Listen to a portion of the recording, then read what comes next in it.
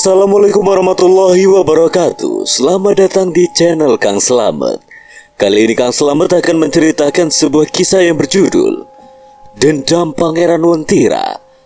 Cerita ini ditulis oleh Sinta Dairi. Dan sebelum kita masuk ke ceritanya, buat kalian yang belum subscribe channel ini, tekan tombol subscribe-nya terlebih dahulu dan tekan tombol notifikasinya agar kalian tidak ketinggalan cerita seram lainnya dari Kang Slamet. Gak usah berlama-lama lagi, langsung saja kita masuk ceritanya. Oh iya, cerita ini masih lanjutan dari sequel Keraton Merapi ya.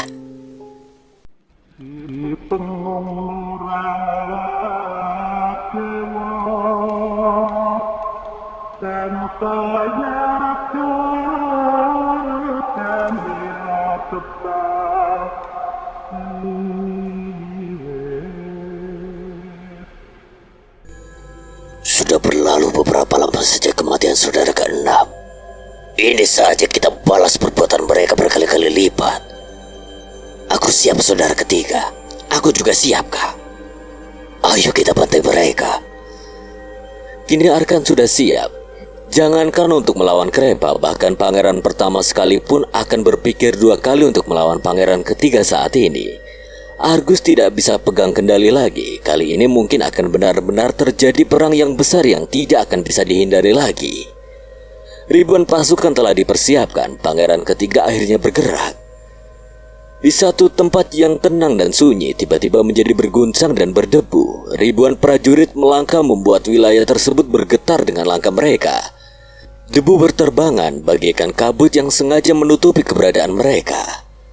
Pangeran ketiga dengan santainya duduk di tandunya yang terbuat dari emas yang berkilauan. Dalam keadaan terdesak saja, Arkan masih memiliki sikap angkuh, apalagi sekarang dia punya segalanya untuk menaklukkan siapapun itu. Jangankan hanya melawan saudaranya, dia bahkan percaya diri mampu menggulingkan tahta ayahnya kerajaan Wontira. Di wilayah kerajaan Asoka, kedatangan Shana dan Lunar disambut dengan meriah sekali. Sambutan tersebut bukan atas perintah Krepa maupun Asla, tetapi inisiatif penduduk kota Asoka sendiri. Kecantikan Putri Shana terkenal di seluruh pelosok negeri Wontira. Banyak yang menantikan sedikit senyuman Putri Shana.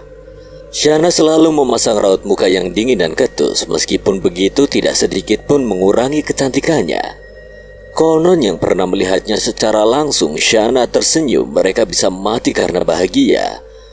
Meskipun yang datang mendukung Krepa hanya Shana dan Lunar, pasukan yang mengikuti Shana tidak main-main. Saking banyaknya, ada beberapa prajurit yang terpaksa berkemah di luar benteng. Kak Shana, Kak Lunar, senang bertemu dengan kalian. Oh, saudara ke-77, lama tidak jumpa, kau semakin tampan. Bagaimana kabarnya saudari ke-15? Pujian kakak membuatku malu. Istriku baik-baik saja. Kenapa Kak Lunar ikut ke sini? Jadi aku tidak boleh ke sini? Bukan begitu. Di sini cukup berbahaya untuk kakak.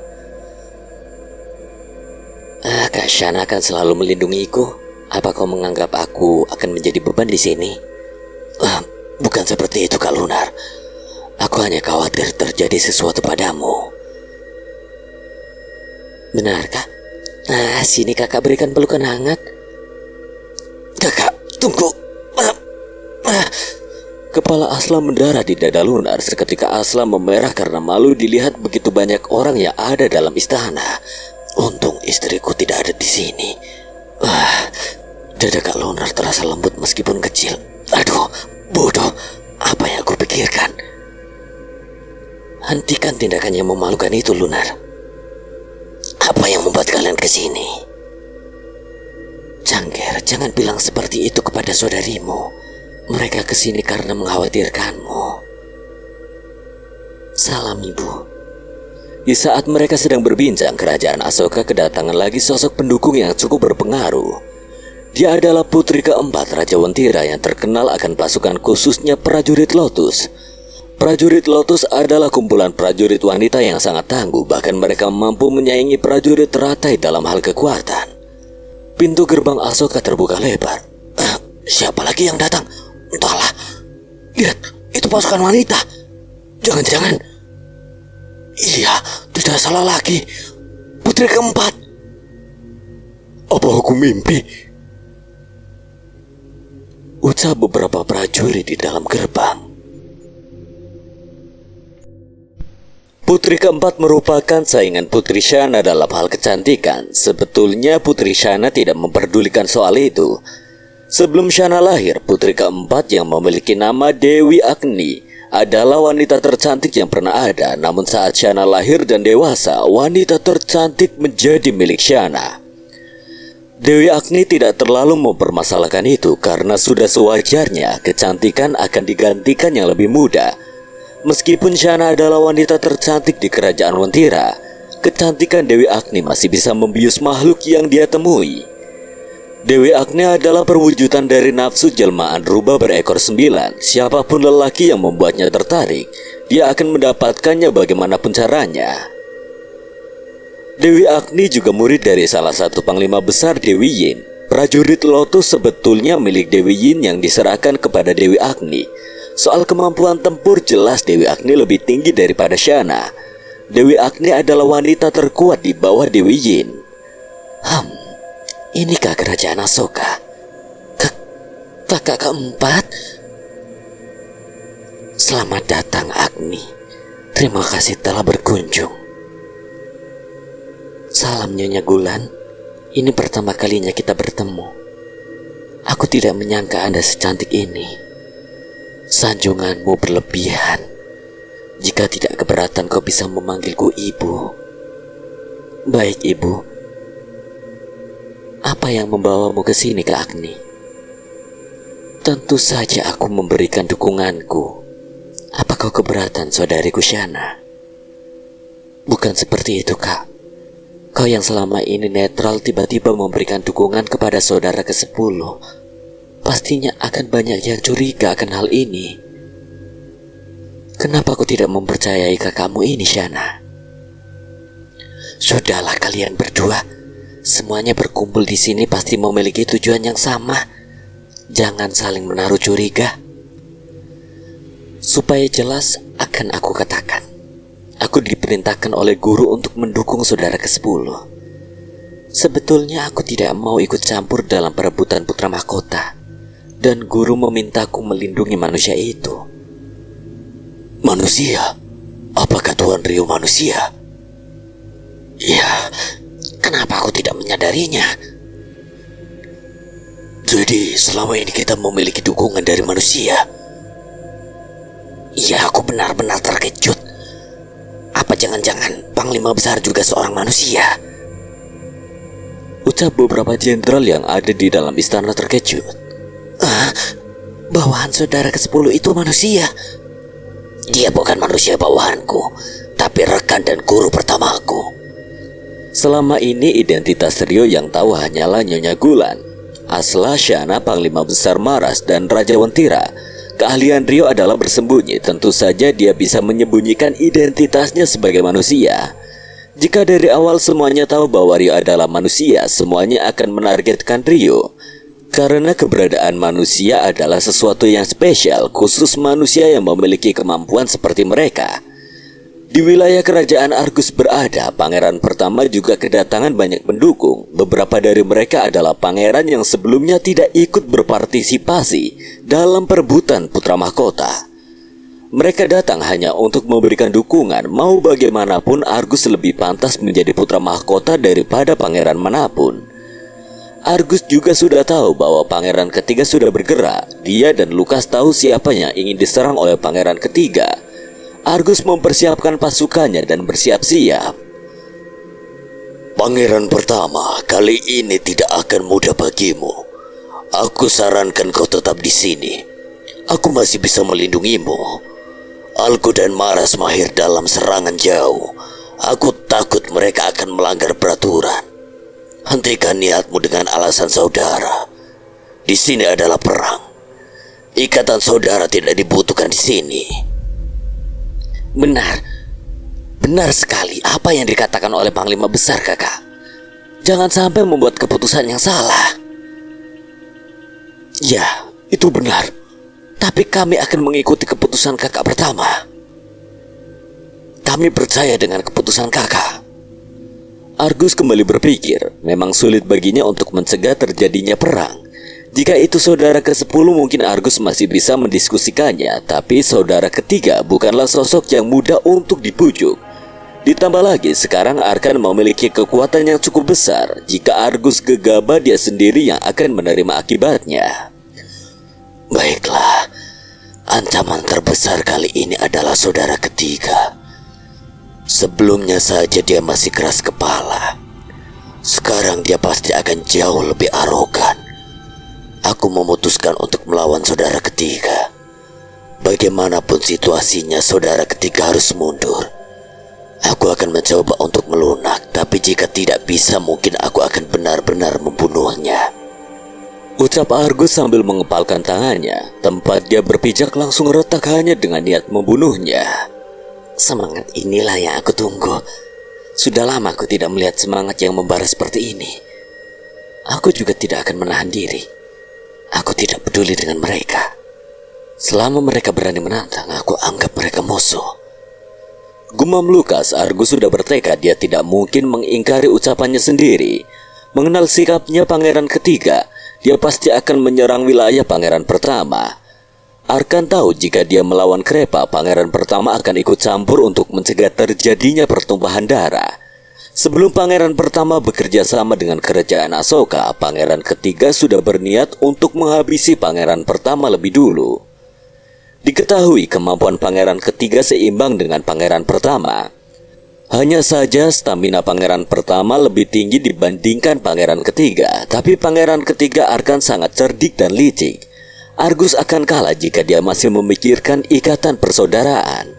Seperti yang telah Argus perkirakan, Arkan benar-benar berniat menyerang kerajaan Argus. Terlihat ribuan prajurit Arkan sudah bersiap tidak jauh dari kerajaan Argus. Keluarlah kakak pertama, jangan menjadi pengecut.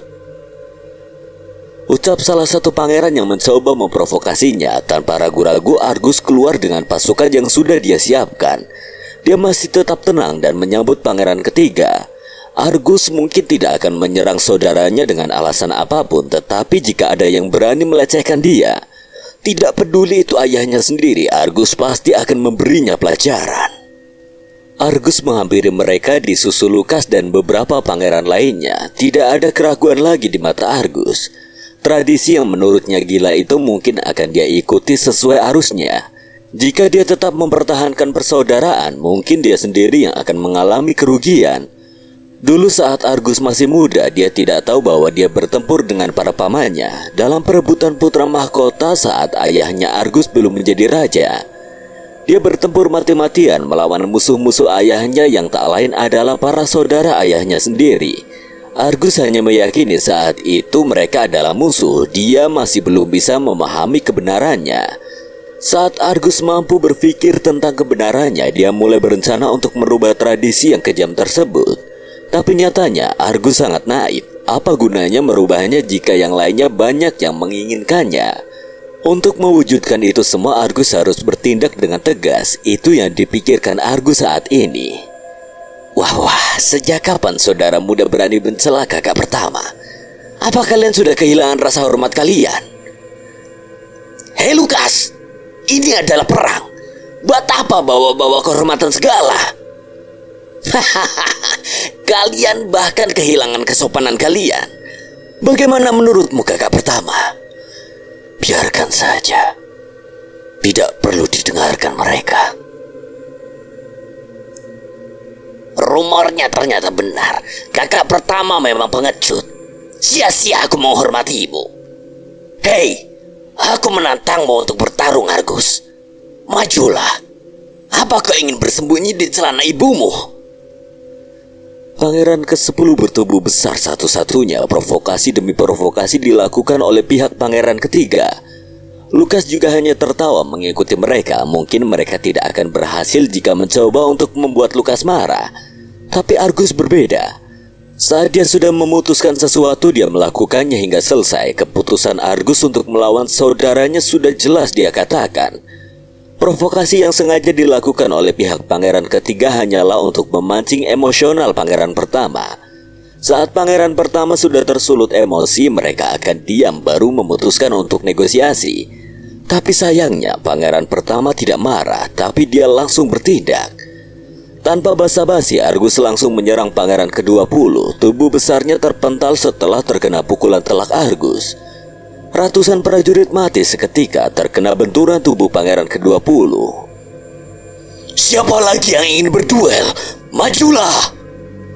Pangeran ke-60 gemetar melihat pangeran pertama bertindak. Dia hanya besar mulut saja, tidak berani bertindak dengan tindakan. Lumayan untuk serangan tiba-tiba. Apa kau pikir bisa mengalahkan aku dengan pukulan seperti itu? Bagus, bagus sekali saudara ke-20. Jika kau bisa mengalahkannya, aku akan memanggilmu kakak pertama. Aku suka kata-katamu saudara ke-60. Lihatlah, akan aku rebas dia sampai gepeng. Dia kemudian menghampiri Argus dengan percaya diri. Kedua tangannya mencengkram Argus. Menjeritlah, minta ampun Argus. Aku tidak ikut berpartisipasi dalam arena pertandingan. Bukan berarti aku takut dan lemah. Itu karena aku. Pangeran ke-20 belum sempat menyelesaikan ucapannya, tiba-tiba kedua tangannya patah. Jari-jarinya terbalik dan lengannya menjadi sangat mengenaskan. Seharusnya kau pura-pura mati saja saat kakak memukulmu tadi. Tahu sendiri akibatnya meremehkan kakak kan? Kakak pertama. Semua ini perintah kakak ketiga. Aku hanya... Pukulan Argus mengenai dadanya dan berlubang. Seketika pangeran ke-20 gugur di arena pertarungan. Saat bertanding, Argus tidak akan berhenti hingga lawan menyerah atau imbang. Tapi saat bertarung, Argus akan memastikan kemenangannya dengan membunuh musuhnya. Sial, kakak ketiga, apa yang harus kita lakukan? Kenapa tidak perintahkan pasukan untuk menyerang saja, Kak? Posisinya saat ini dekat dengan kita. Kau benar, saudara ke-79. Semuanya, serang dia bersama, habisi dia. Posisi Argus memang dekat dengan pasukan musuh. Memang itu kesempatan bagus untuk menyerang. Tentu saja pihak Argus tidak tinggal diam. Beberapa jenderal memimpin untuk melakukan serangan balasan. Argus mundur dan perang antara prajurit terjadi. Akhirnya perang antar saudara tidak bisa dihindarkan lagi. Arkan dari tadi diam, dia hanya mengamati pergerakan Argus, tidak peduli dengan saudara yang mendukungnya mati. Kakak, apa kau baik-baik saja? Tidak ada yang perlu dikhawatirkan, Lukas. Tadinya aku membunuh saudara ke-10 hanya sebagai peringatan. Tapi mereka justru menggila. Mereka sudah pasti dicuci otaknya dengan berbagai kata-kata muslihat yang diucapkan saudara ketiga, Kak. Kini telah terjadi pertarungan antara prajurit yang melibatkan banyak makhluk yang tidak bersalah. Tapi mereka sebagai seorang prajurit tidak keberatan untuk melakukannya. Bagi mereka, peperangan adalah sumber prestasi. Dari perang itulah mereka bisa mendapatkan posisi lebih tinggi dan jabatan yang ingin mereka kejar. Sebagai seorang pangeran, mana tahu susahnya memanjat dari bawah ke atas karena mereka terlahir sudah memiliki kedudukan yang tinggi. Tetapi tidak dengan Argus. Dari kecil dia selalu bersikap rendah hati. Dia selalu pergi berperang diam-diam sebagai seorang prajurit biasa. Jadi Argus bisa tahu susahnya menjadi seorang bawahan. Banyak kisah yang dia lalui hingga Argus menjadi seorang pangeran yang sangat bijaksana. Semua itu dimulai saat Argus masih berumur belasan tahun. Saat itu Argus berumur 15 tahun. Dia lahir dalam kondisi perang. Argus hanya tahu bahwa ayahnya, Raja Wentira saat ini, memiliki banyak musuh.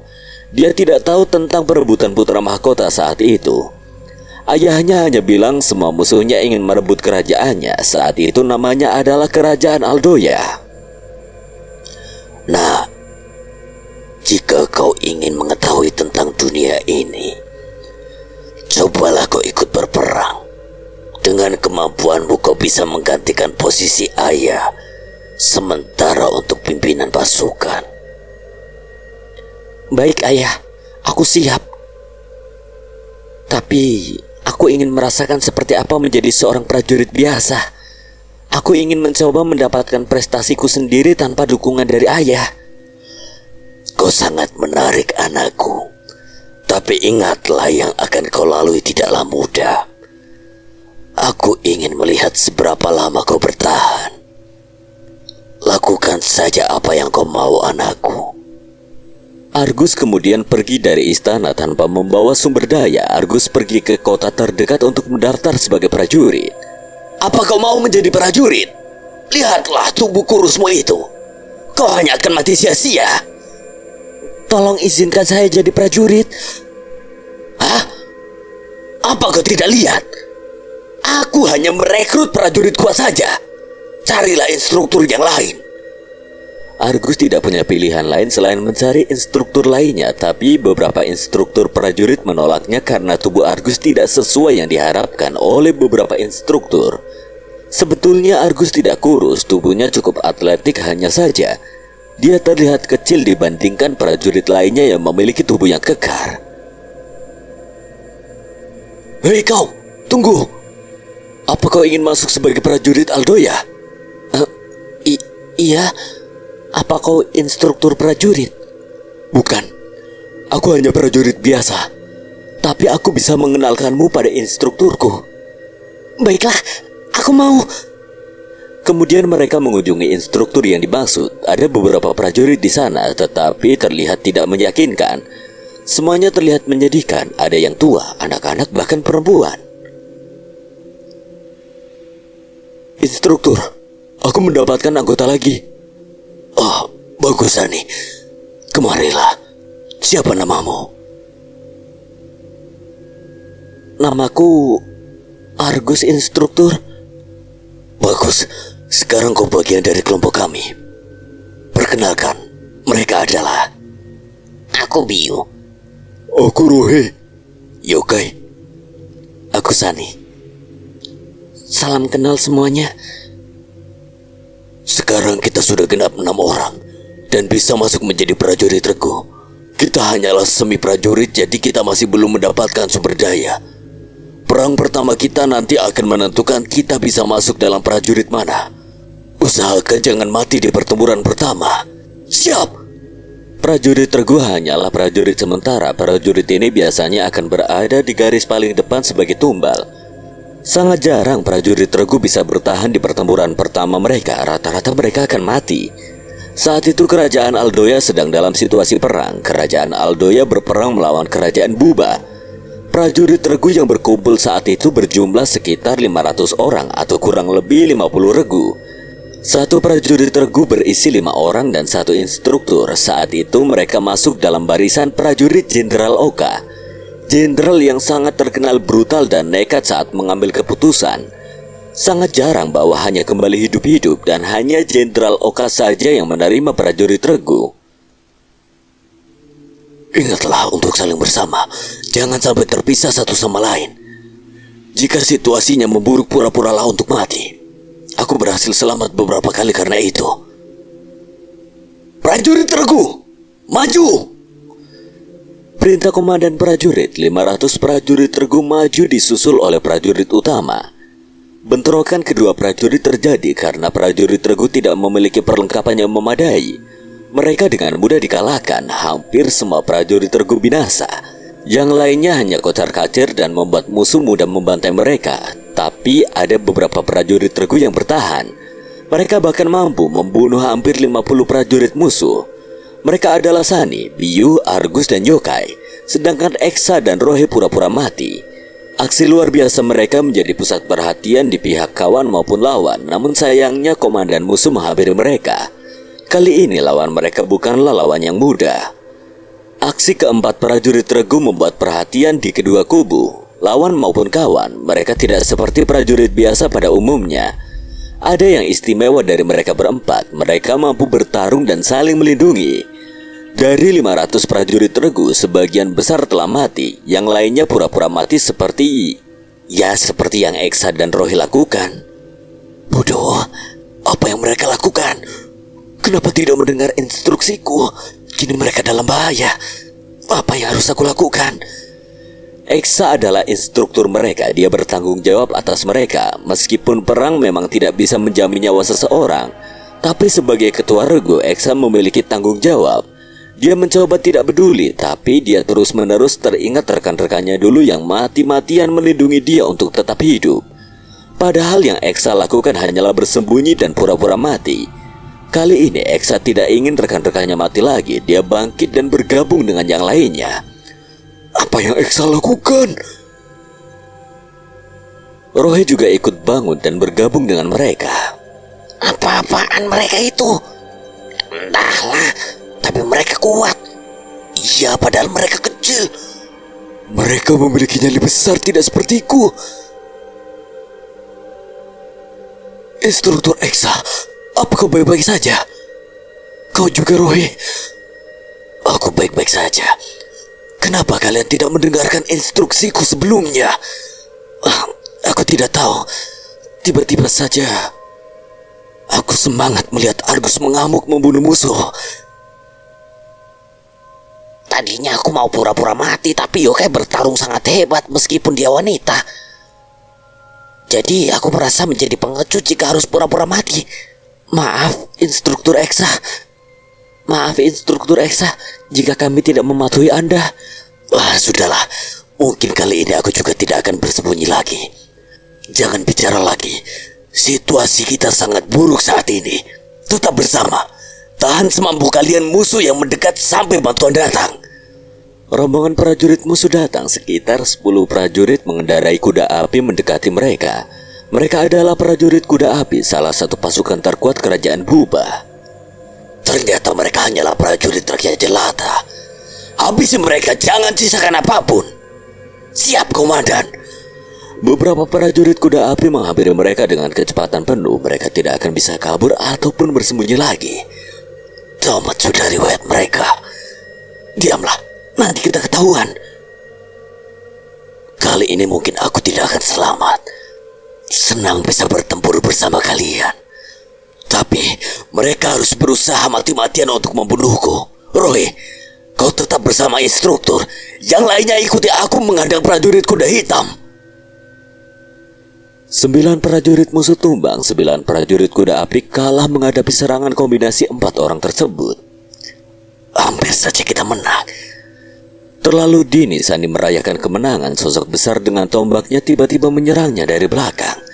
Argus dengan sigap menangkis serangannya. Sosok tersebut adalah komandan musuh. Kekuatannya sungguh luar biasa. Argus sampai terpental menangkis serangannya. Kalian cukup hebat sebagai prajurit rakyat jelata. Sayangnya kalian adalah musuh. Keberuntungan kalian habis sampai di sini. Postur tubuh komandan musuh sangat besar. Sani dan Bio sampai gemetaran hanya berdiri di hadapannya. Terlebih Eksa dan Rohe, mereka sempat terkulai lemas hanya melihat komandan musuh. Duel antara komandan musuh dan Argus terjadi sangat dahsyat. Mereka yang melihatnya tercengang mampu mengimbangi komandan musuh. Beberapa prajurit regu yang pura-pura mati mulai bangun karena tergerak melihat pertarungan yang luar biasa tersebut. Komandan musuh terdorong mundur oleh serangan Argus. Sosok besar yang duduk di kuda api itu terdorong dan hampir membuatnya jatuh dari kudanya. Aku cukup terkejut kau mampu bertahan sampai sekarang. Bahkan mampu melakukan serangan balik. Siapa namamu? Setidaknya akan sedikit kuingat sebelum membunuhmu. Aku Argus. Aku juga tidak ingin membunuh musuh tanpa memiliki nama. Baiklah, kau cukup layak mengetahui namaku. Aku adalah Rogu. Dia Letnan Rogu. Mana mungkin wakil jenderal musuh ada di sini? Tentu saja bodoh. Siapa lagi yang pantas menjadi komandan prajurit kuda api? Sani dan Bius semakin gemetar. Mereka tidak menyangka di hadapan mereka adalah Letnan Rogu, salah satu wakil jenderal musuh. Letnan Rogu bukanlah komandan prajurit biasa, dia adalah bawahan langsung jenderal. Tentu saja kemampuannya 10 kali lipat dari komandan prajurit biasa. Serangan Argus semakin cepat dan berbobot. Rogu bahkan mulai serius hanya menghadapi prajurit rendahan sepertinya. Dia mulai kehabisan kesabaran dan merasa malu tidak bisa menghabisi prajurit seperti Argus. Sejak kapan Argus memiliki kemampuan sehebat itu? Entahlah, aku sama terkejutnya sepertimu. Instruktur Eka, Argus sangat hebat. Tidak perlu dikatakan. Tidak ada yang tahu sebelumnya jika Argus sehebat ini. Mungkin sudah sudah saatnya bagiku untuk digantikan oleh generasi baru. Perjuanganku sudah berakhir di sini. Namamu Argus, bukan? Aku yakin satu saat kau pasti akan melampaui pencapaianku. Kerajaan Pantera beruntung memiliki seseorang sepertimu. Rogus, salah satu letnan wakil dari jenderal musuh, gugur di tangan Argus. Saat itu, komandan sekutu hanya perhatikan aksi Argus dari jauh. Saat Rogu mati, komandan prajurit sekutu menghampiri Argus. Kau juga sangat hebat, Rogu. Maaf, tapi aku berasal dari kerajaan Aldoya, bukan Wantira.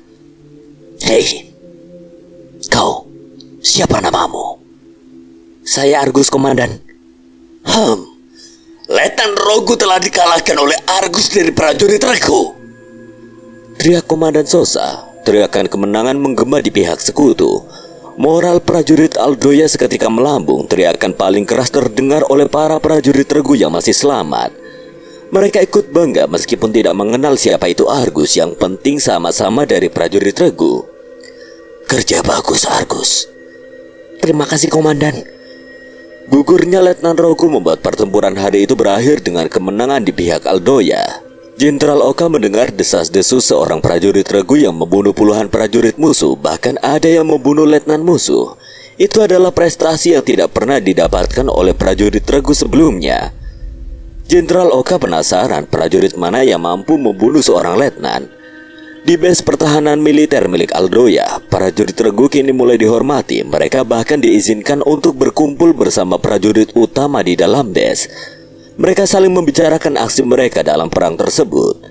Para prajurit inti bahkan rela berbagi sumber daya dengan prajurit Regu. Saat itu adalah momen di mana prajurit Regu berada di atas angin. Di saat mereka sedang asyik ngobrol, tiba-tiba Jenderal Oka mendatangi base mereka. Jenderal Oka di sini. Apa yang membuatnya ke sini? Diamlah. Siapa yang bernama Argus? Kemarilah. Saya, Jenderal. Bukankah dia yang mau bunuh letnan musuh? Ya, sepertinya begitu. Aku tidak melihat secara langsung sialnya. Cukup langka prajurit sepertimu bisa mendapatkan prestasi sebesar ini. Bahkan saat aku menjadi prajurit biasa, aku tidak akan mampu mendapatkan prestasi seperti itu. Terima kasih pujiannya, Jenderal. Prestasimu saat ini bisa menjadikanmu sebagai seorang perwira, komandan prajurit. Tapi mengingat kau hanyalah prajurit Regu, pasti akan banyak yang tidak suka jika kau naik menjadi komandan prajurit. Jadi, sementara ini aku hanya bisa memberikan posisi kepadamu sebagai komandan prajurit Regu. Mulai hari ini, prajurit Regu akan mendapatkan sumber daya yang sama seperti prajurit utama. Terima kasih, Jenderal. Teriakan semangat para prajurit Regu menggema meskipun prajurit Regu masih memiliki status sebagai semi prajurit. Tapi kini prajurit Regu mendapatkan bayaran yang setara dengan prajurit pada umumnya. Tapi hal itu sudah membuat mereka bahagia karena rata-rata prajurit Regu hanyalah para makhluk yang tidak memiliki pekerjaan ataupun penghasilan. Dari 500 orang prajurit Regu hanya tersisa 200 orang prajurit yang tersisa.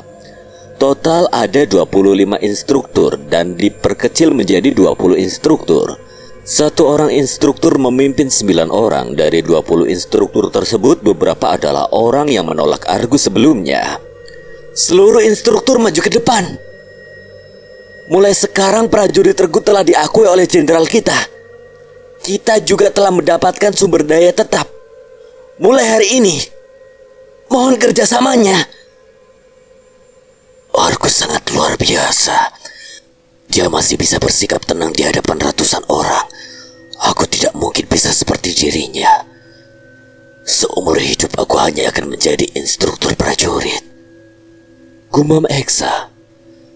Dan satu lagi, aku butuh seorang wakil. Aku sudah memikirkannya sebelumnya. Silakan maju ke depan.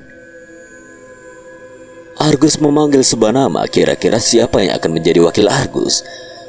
Prajurit Regu kini telah mendapatkan sumber daya tetap seperti prajurit umum lainnya, dan pertama kalinya dalam sejarah prajurit Regu memiliki seorang komandan, yang artinya prajurit Regu bisa terus berkembang menjadi prajurit yang besar. Dalam pengarahannya, Argus merubah tatanan prajurit Regu yang tadinya hanya ada 6 orang setiap 1 orang instruktur, kini menjadi 10 orang setiap instruktur. Karena menurut Argus 6 orang tidak akan kuat untuk menjadi benteng di barisan depan, setidaknya 10 orang menjaga keseimbangan masing-masing kelompok. Satu lagi, aku butuh seorang wakil dan aku sudah memutuskannya. Instruktur Eksa, majulah. Aku, Instruktur Eksa, kau pantas mendapatkan penghargaan ini. Jika bukan idemu tentang pura-pura mati, kita semua pasti sudah mati. Aku setuju. Aku juga mendengar saat dia mengatakan itu. Betul. Jika kami tidak mengikuti idenya, aku pasti sudah mati. Instruktur Eksa maju dengan malu-malu. Dia sangat gugup. Tidak pernah dia akan mendapatkan penghormatan sebagai seorang wakil komandan, bahkan hanya dalam mimpi. Wakil Komandan Eksa, perkenalkan dirimu. Iya, salam kenal semuanya. Sekarang prajurit Regu telah memiliki pemimpin. Ini adalah awal pertama bagi Argus sebagai seorang pemimpin. Waktu terus berlalu, prestasi demi prestasi telah Argus raih, entah itu pertempuran kecil ataupun besar. Kini prajurit Regu tidak bisa diremehkan lagi. Atas kepemimpinan Argus, prajurit Regu telah mencapai 700 prajurit. Saat itu Argus mengerti dan banyak belajar dari mereka, orang-orang dari kalangan rendah. Susah dan senang mereka lalui bersama, kesedihan atas gugurnya rekan seperjuangan, dan juga kebahagiaan atas prestasi yang mereka dapatkan. Itulah cara hidup mereka, tidak mudah dan penuh bahaya. Jangankan seorang pangeran, seorang bangsawan saja tidak akan pernah merasakan sulitnya menjadi orang di kalangan bawah. Hei kalian, jika aku bisa mendapatkan posisi sebagai seorang jenderal, aku ingin mensejahterakan orang-orang dari kalangan bawah. Mereka sangat layak mendapatkan sumber daya yang sama. Mengingat kesetiaan mereka terhadap kerajaan Aldoya tidak lebih rendah dari para bangsawan. Aku percaya kau bisa melakukannya, Kapten. Buktinya saja, sekarang kita memiliki 700 anggota, dan semuanya juga berasal dari kalangan bawah. Itu pasti. Aku selalu mendukungmu, Argus. Hei Bio, Argus sekarang seorang kapten. Sopanlah sedikit. Sudahlah. Tidak perlu bersikap formal. Kita sudah saling mengenal cukup lama. Tapi aku akan tetap memanggilmu sesuai jabatanmu, Kapten. Setidaknya bisa memberikan contoh untuk yang lain. Kau dengar itu, Bio? Contohlah Sani. Tak lama lagi pangkatmu pasti ketinggalan oleh Sani. Aku tidak keberatan jika Sani di atasku. Tapi kau ini monster sama seperti Kapten. Bagaimana bisa kau cepat sekali mendahului kami? Baiklah, mari akan aku ajarkan bagaimana caranya. Ayo adu tanding beberapa ronde. Tidak mau. Eksa, Argus, tolong aku. Di sekeliling Argus sudah seperti keluarga. Argus merasakan kehangatan tersebut yang tidak dirasakan oleh keluarganya sendiri. Meskipun dia hidup seadanya tidak seperti di istana, tapi dia sangat senang. Dalam struktur militer di kerajaan Aldoya sama saja seperti yang lainnya. Untuk menjadi seorang instruktur setidaknya memiliki 9 orang. Komandan Regu memimpin 100 orang atau lebih. Jika memiliki 200 orang atau lebih, biasanya Komandan Regu memiliki wakil. Sama seperti Argus yang awalnya memiliki 200 orang. Untuk mencapai posisi kapten setidaknya memiliki 500 orang atau lebih. Dan untuk mendapatkan posisi komandan besar seperti Komandan Sosa, setidaknya memiliki 1000 orang atau lebih, dan seterusnya. Letnan 5000 lebih, jenderal 10.000 lebih, jenderal besar. Saat ini prajurit Regu sudah memiliki perlengkapan yang cukup memadai, tidak lagi seperti dulu. Bahkan prajurit Regu memiliki kemampuan di atas rata-rata prajurit biasa. Mereka sudah terbiasa hidup susah, jadi kerasnya menjadi seorang prajurit tidak masalah bagi mereka. Yang penting mereka mendapatkan sumber daya yang cukup. Prajurit regu berperang untuk memenuhi kebutuhan. Mau tidak mau mereka harus berperang untuk tetap hidup. Berbeda dengan prajurit bangsawan, dari awal mereka sudah memiliki banyak sumber daya. Mereka berperang karena perintah, bukan karena butuh. Jadi bisa disimpulkan perbedaan antara mereka. Semangat juang prajurit regu jauh lebih tinggi daripada prajurit bangsawan. Di saat mereka sedang bercengkerama, datang seorang utusan dari Jenderal Oka. "Permisi Kapten Argus.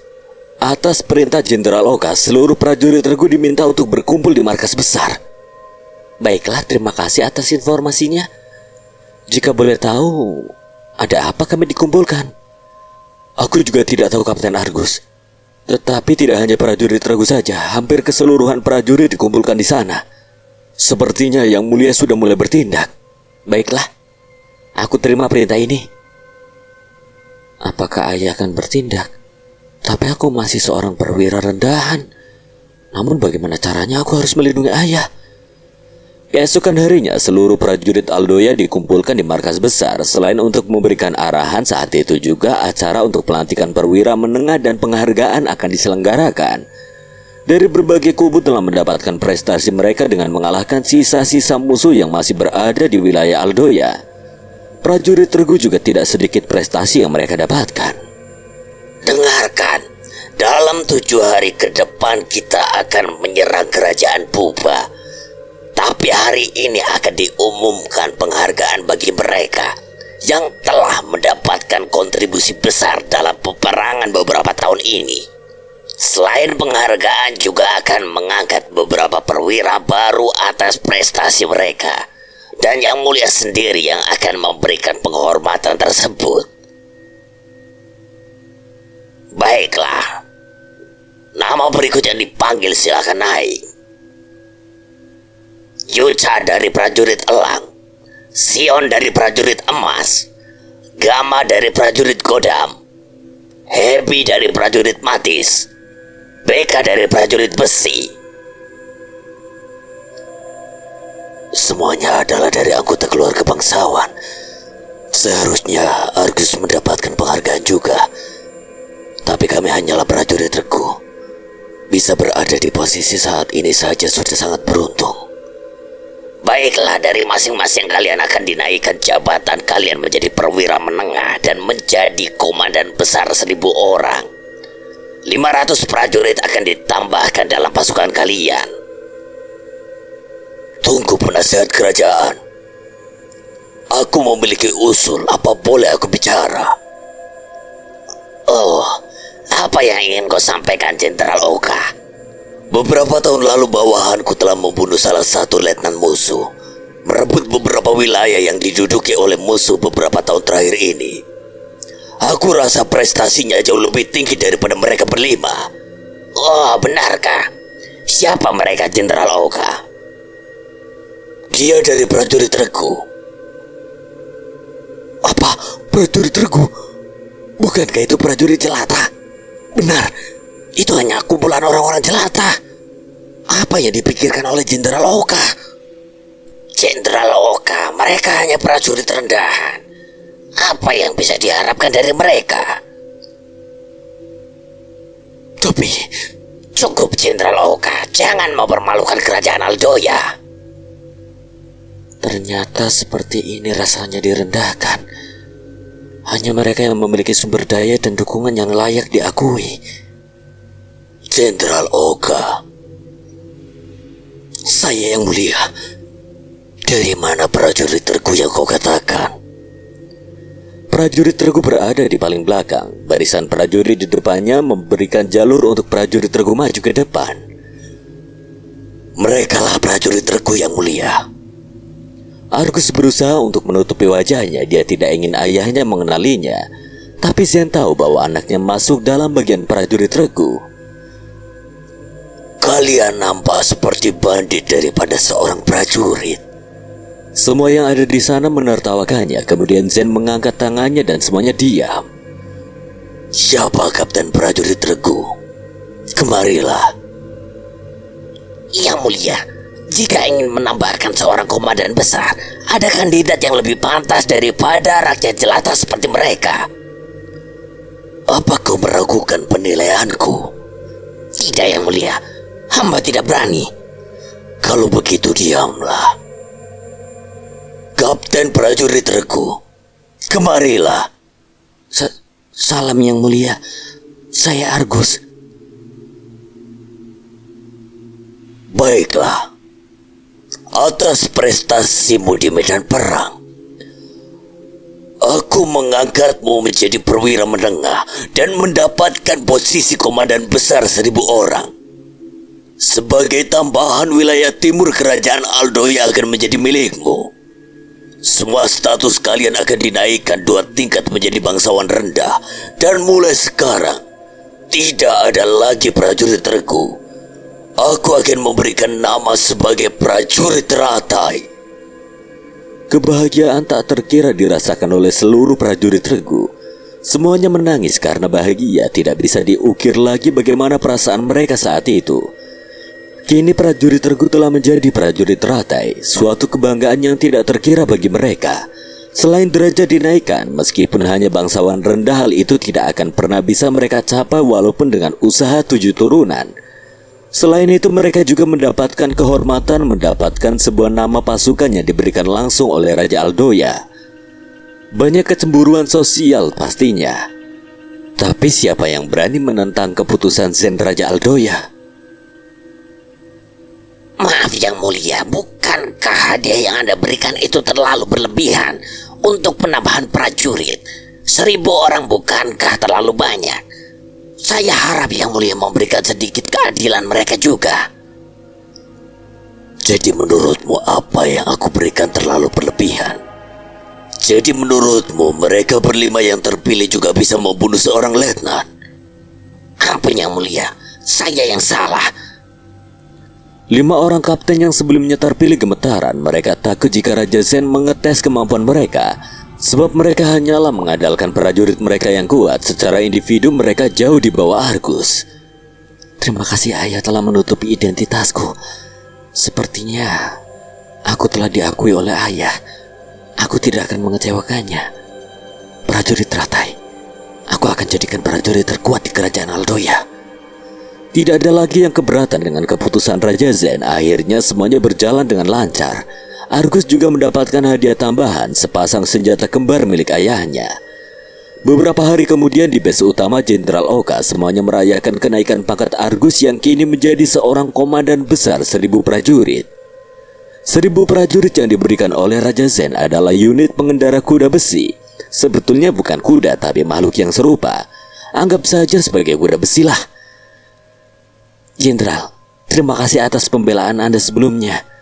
Jika bukan karena Anda, kami tidak akan mungkin mencapai kondisi seperti sekarang ini. Apa yang kau katakan? Bukankah sudah jelas kau itu bawahanku? Tentunya akan aku lakukan yang terbaik. Tidak usah dipikirkan. Terima kasih Jenderal. Tiba saatnya untuk melakukan serangan besar-besaran. 5 jenderal utama Aldoya dikerahkan untuk menyerang kerajaan Buba. Prajurit teratai saat ini berjumlah 2.000 orang. Prestasi juga diberikan kepada Yokai. Dia cukup berprestasi dalam perang sebelumnya dan mendapatkan 500 prajurit pribadi dan menjadi seorang kapten sekaligus wakil komandan besar. 300 orang lainnya bergabung dengan sendirinya karena nama prajurit teratai sudah cukup terkenal dan juga berasal dari kalangan bawah dulunya. Wanita itu memang monster. Cepat sekali dia naik tingkat. Jangan begitu, Byu. Kapten Yokai memang kuat. Kapten Yokai tidak sesederhana itu. Hanya dia saja yang mampu bertahan dalam adu tanding melawan komandan besar Argus. Meskipun kau tidak naik pangkat, bersyukurlah kau sekarang seorang bangsawan. Wow, kau benar Sani. Gelar bangsawan kita sekarang akan terus diteruskan oleh anak cucu kita. Ini adalah hadiah yang tidak terkira. Sekarang mereka juga memiliki wilayah di bagian timur kerajaan Aldoya. Argus mendapatkan istananya sendiri. Semua bawahan Argus sebagian mendapatkan tempat untuk tinggal di sana. Seluruh keluarga mereka dibawa semua. Hanya saja yang misterius adalah Yokai. Selama ini mereka tidak tahu dari mana Yokai berada. Mereka hanya tahu bahwa Yokai hanyalah seorang gelandangan sebelumnya. Tentu saja Argus tidak akan percaya. Tidak ada seorang gelandangan yang memiliki kemampuan dan keterampilan di atas rata-rata. Bahkan yokai bisa saja menjadi seorang komandan besar jika dia mau bersaing. Tapi Argus sendiri memiliki rahasia, jadi Argus paham bahwa yokai juga memiliki rahasianya sendiri dan tidak memaksanya untuk mengatakan yang sebenarnya. 1000 prajurit kuda besi. Mulai sekarang kalian adalah bagian dari prajurit Ratai. Tidak ada bangsawan maupun rakyat jelata di sini. Aku harap kalian bisa menyesuaikan dengan kondisi kami. Siap, Komandan. Eksa, yokai, persiapkan pasukan kalian masing-masing. Kita berangkat. Akhirnya mereka berangkat menuju ke medan perang. 5 pasukan besar dikerahkan, masing-masing jenderal membawa 10 ribuan prajurit. Jadi total ada 50.000 lebih prajurit. Kerajaan Buba selalu menekan kerajaan Aldoya dalam beberapa tahun terakhir. Kali ini mereka akan mendapatkan balasannya. Kerajaan Buba memiliki 5 benteng pertahanan yang tersebar di seluruh wilayah. Untuk menaklukkan kerajaan Buba, harus menguasai ke-5 benteng tersebut.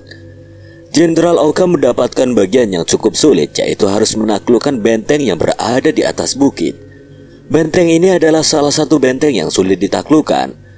Selain berada di atas bukit yang cukup tinggi, bukit tersebut juga dikelilingi oleh sungai yang memiliki arus yang deras.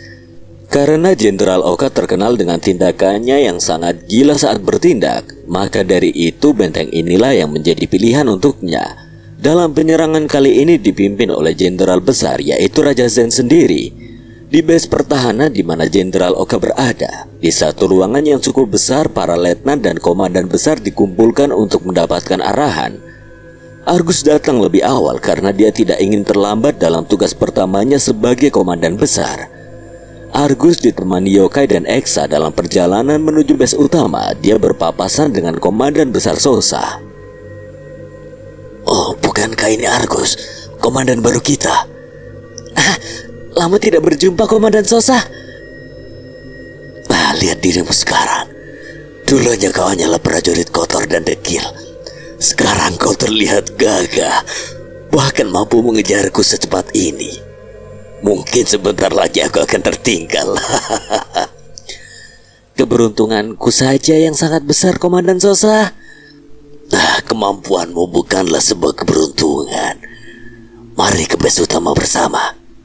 Silakan, Komandan. Mereka menuju base utama bersama. Di sana ada beberapa yang berkumpul. Setelah beberapa saat Jenderal Oka muncul, rapat strategi dimulai. Jenderal, kita mendapatkan posisi yang sulit. Benteng musuh cukup mustahil untuk diserang dari bawah, kecuali mereka bersedia turun melawan kita secara langsung. Mana mungkin mereka mau turun jika di markas saja sudah jelas aman. Kadang otakmu bermasalah, Tuku. Apa kau punya solusi, Baki? Diamlah jika kau tidak tahu apa-apa. Diamlah kalian berdua, biarkan aku berpikir. Kenapa kalian bingung? Kita lakukan saja seperti biasa. Tolong jangan lakukan hal gila lagi, Jenderal. Kali ini situasinya cukup sulit. Jika sembarangan bertindak, kita yang akan mengalami kerugian. Rencanamu biasanya membosankan, Mobi. Coba katakan bagaimana rencanamu. Baiklah, akan saya jelaskan. Mobi kemudian menjelaskan rencananya. Benteng musuh tersebut dinamakan sebagai kekal yang tidak pernah bisa dijatuhkan. Benteng ini memiliki luas yang cukup yang mampu menampung 10.000 lebih. Di dalam benteng dipimpin oleh 2 orang jenderal yang sangat terkenal di kerajaan Buba. 2 orang jenderal ini jika bergabung tidak pernah terkalahkan dalam pertempuran. Selain benteng kekal memiliki 2 jenderal hebat, lokasinya juga berada di atas bukit yang terjal sekelilingnya. Hanya ada satu-satunya jalan yang pasti, sudah banyak jebakan yang sudah dipersiapkan oleh musuh.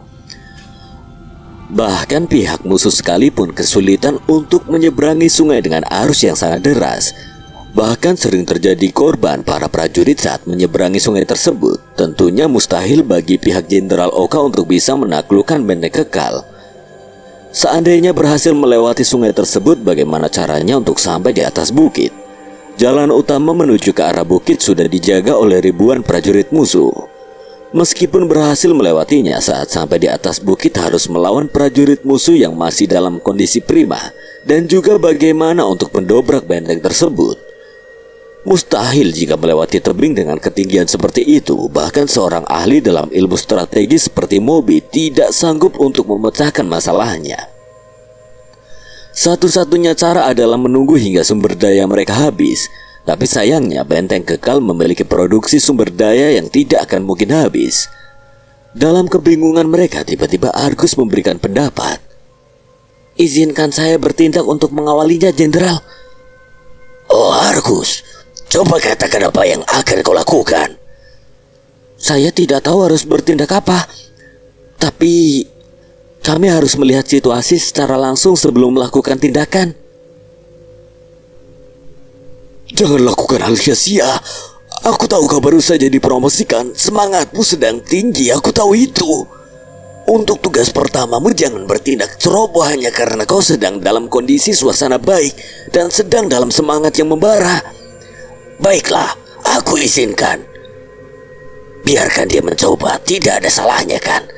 Wah, terserahlah. Jangan ikut-ikutan bertindak gila saja seperti Jenderal Oka, Komandan Argus. Terima kasih, Jenderal Oka. Letnan Moby. Akhirnya permintaan Argus disetujui, tapi apa yang akan Argus lakukan? Bahkan Letnan Moby sendiri tidak tahu bagaimana harus bertindak. Rapat kali itu bubar, tidak ada hasil yang memuaskan, tapi setidaknya Argus menawarkan diri untuk mencobanya. Meskipun Jenderal Oka sendiri sebetulnya ragu dengan Argus. Jenderal, kenapa kau mengizinkannya bertindak?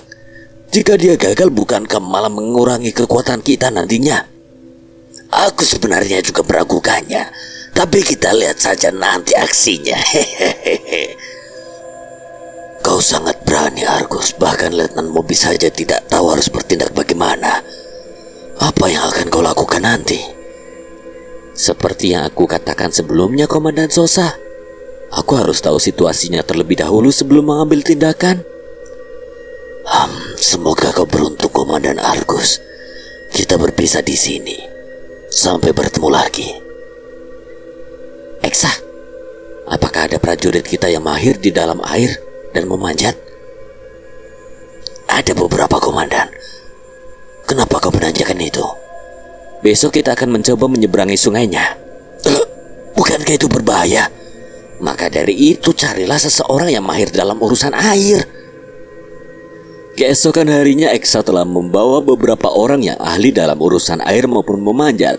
Hanya ada beberapa orang yang Eksa bawa.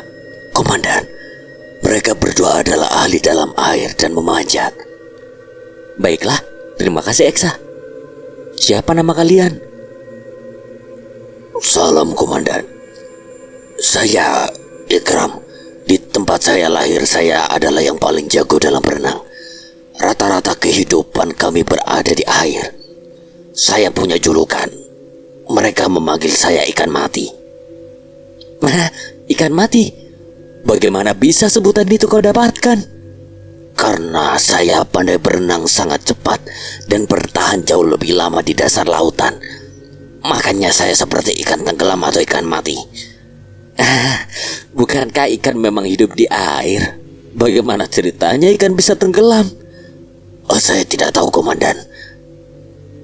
Saya Bijo, Komandan. Pekerjaan saya sebelumnya adalah mencari jamur surga di tempat tinggi. Tebing curam bukanlah masalah bagiku, Komandan. Jamur surga adalah makanan mahal para makhluk di sana. Anggap saja seperti sarang walet lah. Baiklah, kalian berdua ikut aku ya. Argus memulai rencananya. Dia hanya membawa kurang dari 100 orang supaya tindakannya tidak terlalu mencolok. Mereka juga bertindak secara diam-diam melewati pinggiran hutan hingga mereka sampai di sungai yang dituju. Setelah sampai tujuan dan mengetahui lokasinya, ternyata lebih sulit dari informasi yang diberikan. Sungainya cukup besar dan arusnya bergelombang. Ada lokasi yang arusnya tidak terlalu besar, tetapi di seberang sungai ada banyak prajurit yang berjaga di sana. Kemudian rombongan Argus mencari lokasi lain yang kiranya lebih aman. Setelah menemukan tempat yang tidak ada penjaganya, mereka malah melongo melihat situasinya. Karena tempat tersebut jauh lebih mengerikan dari tempat yang lain. Gelombang ombaknya sangat besar dan mematikan. Ikram, bagaimana menurutmu? Apakah kau sanggup menyeberangi sungai ini? Jika kau tidak sanggup, ayo kita kembali. Ikram terpaku melihat ombak yang begitu ganas. Dia belum pernah melihat ombak semengerikan ini.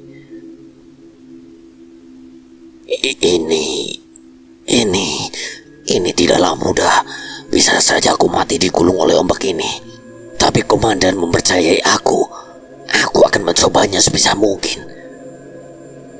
Komandan Argus, meskipun Ikram pandai dalam berenang, belum tentu dia sanggup melakukannya. Komandan, aku akan mencobanya. Bagus, semangat yang hebat. Jangan memaksakan dirimu, Ikram. Ikram melihat-lihat situasinya, mencari celah yang kiranya lebih aman. Untuk jaga-jaga, tubuhnya diikat dengan tali yang sangat kuat. Tali tersebut berfungsi untuk menariknya jika dia terbawa arus. Tapi jika dia berhasil, tali tersebut akan dia ikatkan di batu atau pohon di seberangnya, hingga yang lainnya bisa menyeberang menggunakan tali tersebut. Setelah lama Ikram mengamati, tiba-tiba dia melompat ke air. Apa dia berhasil?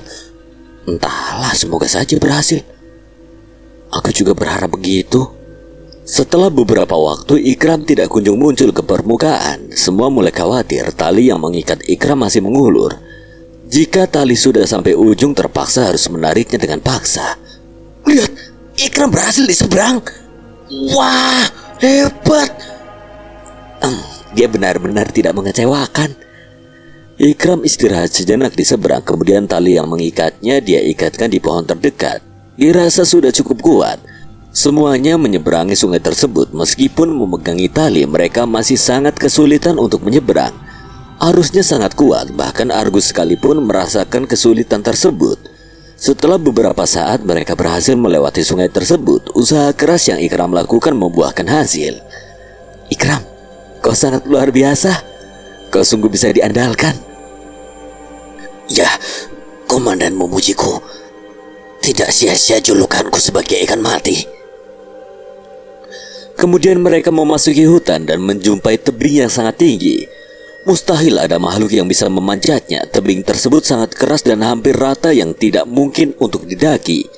Membayangkannya saja sudah membuat merinding. Namamu Binjo, bukan? Bagaimana menurutmu dengan tebing ini? Sudah banyak tebing-tebing tinggi yang saya taklukkan. Asalkan ada sedikit saja celah, saya mampu memanjatnya.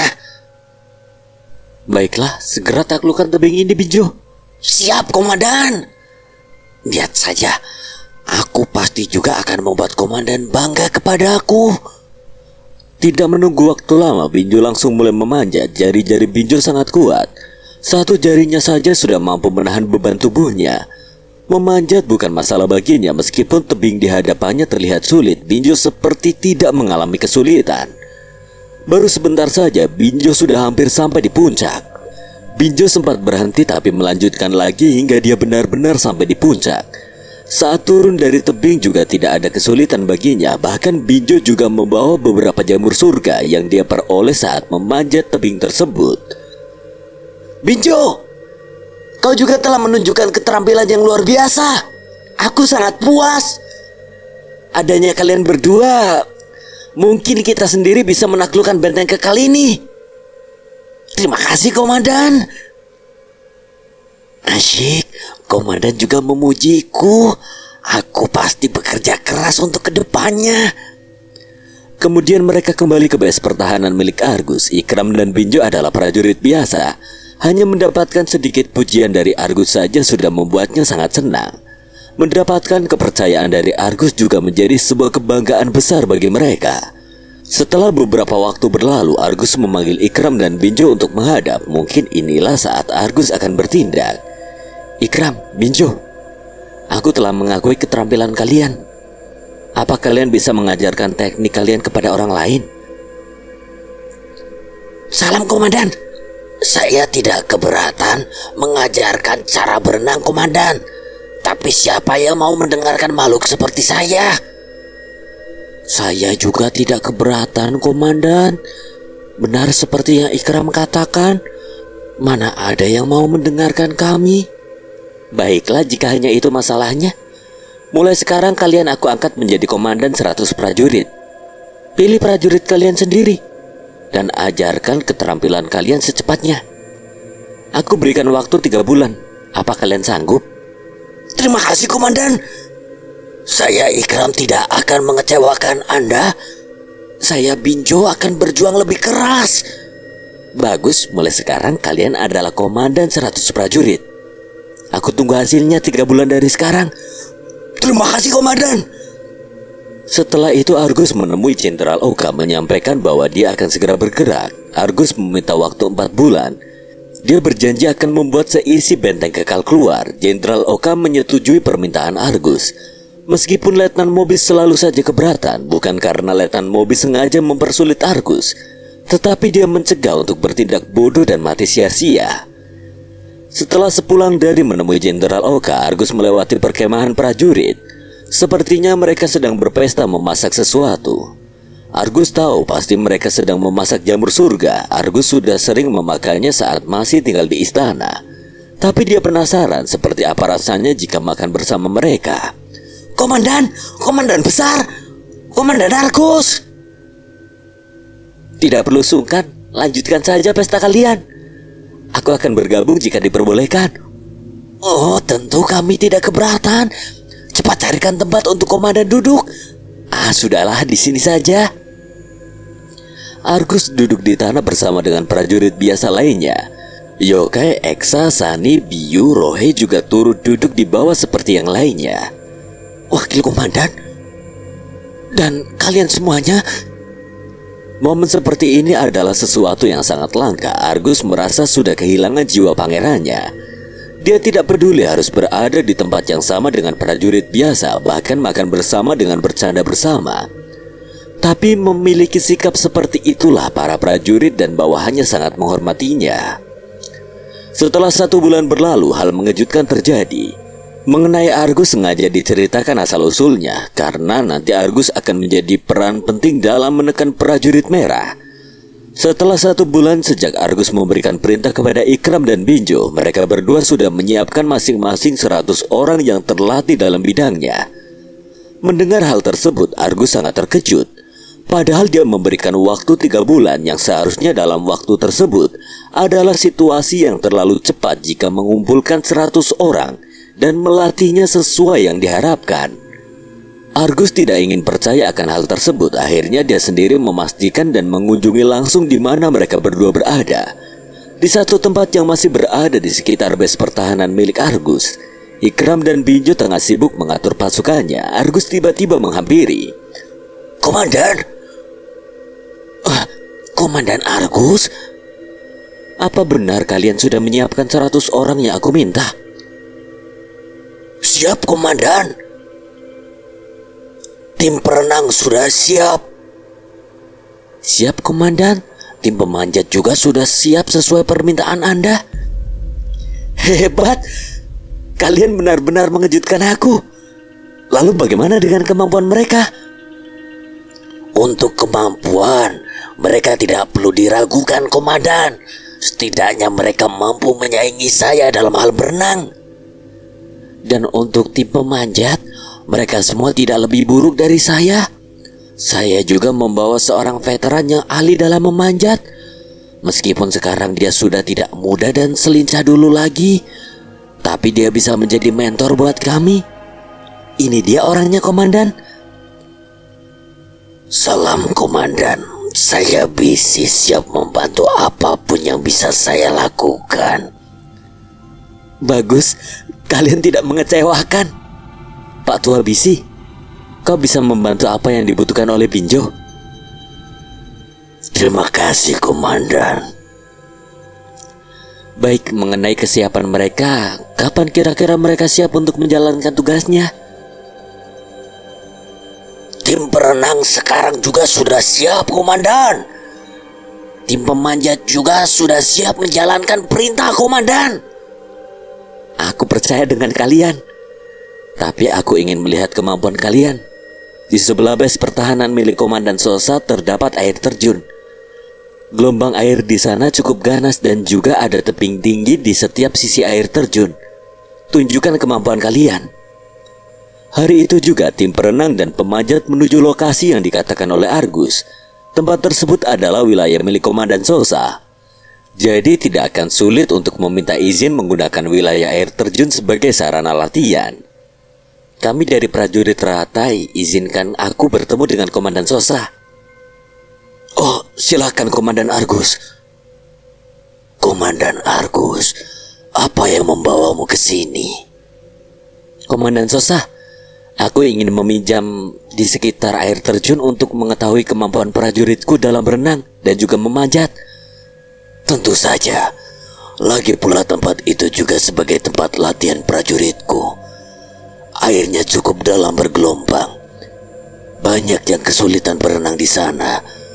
Begitu juga tebingnya, belum ada yang mampu memanjatnya sampai ke atas. Jika boleh, aku ingin ikut menyaksikan prajuritmu mencoba, ya Komandan Argus. Tentu saja Komandan Sosa, mari. Mereka berdua menuju lokasi di mana air terjun tersebut berada. Situasi memang tidak seganas seperti di sungai yang berada di lokasi musuh, tetapi lebih dari cukup untuk mengetes tim perenang Ikram. Gelombang seperti ini sih tidak ada apa-apanya. Bahkan aku bisa berenang dengan tangan satu. Hah? Dengan kedua tangan terikat saja aku masih mampu. Para prajuritmu sepertinya cukup sombong, Argus. Mereka adalah ahlinya dalam hal air, tapi kita lihat saja bagaimana aksi mereka. Di kedua sisi air terjun terdapat tebing yang cukup curam, sangat licin dan berbahaya jika terjatuh. Tebing itu banyak celah, sangat mudah untuk didaki. Benar Tuan Bisi, sambil mata terpejam saja aku bisa. Ini akan mudah. Baiklah, pertama tunjukkan kemampuan prajuritmu Ikram. Siap, Komandan. Saudaraku, ayo tunjukkan kemampuan kalian. Oke, lihat aksi kami. Bawahan Ikram semuanya berenang seperti ikan, gelombang air seperti mainan bagi mereka. Argus tentunya cukup terkejut, tidak mungkin jika mereka baru saja dilatih. Semuanya terlihat sudah terbiasa dengan air, sepertinya air adalah bagian dari diri mereka. Argus saja terkejut, apalagi Sosa. Di mana kau mendapatkan mereka, Argus? Ikram, bagaimana kau melatih mereka secepat ini? Saya tidak melatih mereka, Komandan. 100 orang itu adalah orang-orang dari tempat saya berasal. Jika berhubungan dengan air, kamilah ahlinya. Bagus, bagus sekali.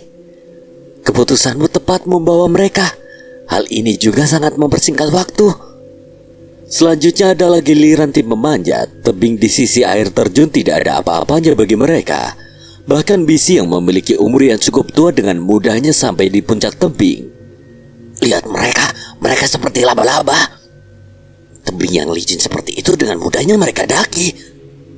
Kau lihat tadi orang tua yang pertama sampai atas. Iya, orang tua itu sangat luar biasa. Ikram, Binjo, kalian telah membawa orang-orang yang luar biasa. Kalian bisa menjadi pasukan khusus mulai sekarang. Aku sangat puas dengan pekerjaan kalian. Terima kasih, Komandan. Beberapa hari kemudian di markas utama Argus, mereka mendiskusikan penyerangan yang akan segera dilakukan. Sebelumnya Argus memerintahkan Ikram dan Binjo untuk melakukan pengintaian. Mereka berdua ditugaskan untuk mengintai belakang benteng musuh. Menurut informasi yang Binjo berikan, di sisi tebing tidak ada penjagaan sama sekali. Karena dinding benteng hampir merapat dengan tebing, jadi mustahil ada musuh yang akan memanjat. Argus merencanakan ingin melenyapkan produksi sumber daya milik musuh. Dengan begitu, para prajurit musuh akan kehabisan sumber daya dan akan terpaksa untuk turun. Misi ini akan sulit dan sepenuhnya akan diserahkan kepada tim pemanjat untuk melakukan aksinya dalam pemusnahan produksi sumber daya. Mulai sekarang, Ikram dan Binjo akan menjadi tim khusus yang akan aku beri nama Klan Air milik Ikram dan Klan Batu milik Binjo. Terima kasih, Komandan. Malam itu aksi mereka dilakukan. Klan Air dipimpin oleh Eksa yang bertugas sebagai tim penyergap yang bersembunyi di hutan di seberang sungai. Tim penyergap juga membantu para prajurit yang ingin menyeberang. Lalu klan batu dipimpin oleh yokai. Meskipun yokai tidak bisa memanjat, karena tubuh yokai cukup ringan, Binjo mampu menggendongnya hingga sampai puncak. Tugas klan batu adalah menyusup di benteng musuh, menyamar sebagai prajurit musuh lalu buat keributan di dalam benteng. Tugas ini cukup sulit dan juga tindakan tersebut adalah kunci keberhasilannya. Malam itu klan air dan klan batu memulai aksinya seperti yang diharapkan dari klan air. Ganasnya gelombang air di sungai tersebut masih bisa mereka taklukkan. Setelah membantu klan batu menyeberangi sungai, klan air bersembunyi di dalam hutan dan menunggu instruksi selanjutnya. Yokai, hati-hatilah. Semoga berhasil. Kau juga Pak Tua Eksa. Jangan memaksakan dirimu. Perintahkan Rohi atau Biu untuk melindungimu. Kalau perlu, tempatkan mereka di barisan depan.